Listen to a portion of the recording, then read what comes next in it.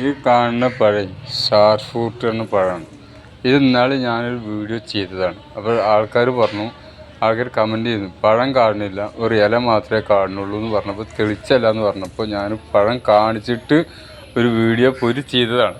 പക്ഷെ നല്ല രസമുള്ള പഴമാണ്, സ്റ്റാർ ഫ്രൂട്ടാണ്. അച്ചാറുണ്ടാക്കാം, കറി വെക്കാം, നമ്മൾ പച്ചയിൽ കഴിക്കാം, ഒരു കുഴപ്പം. പഴം പോക്കൽ തുടങ്ങിക്കോളും.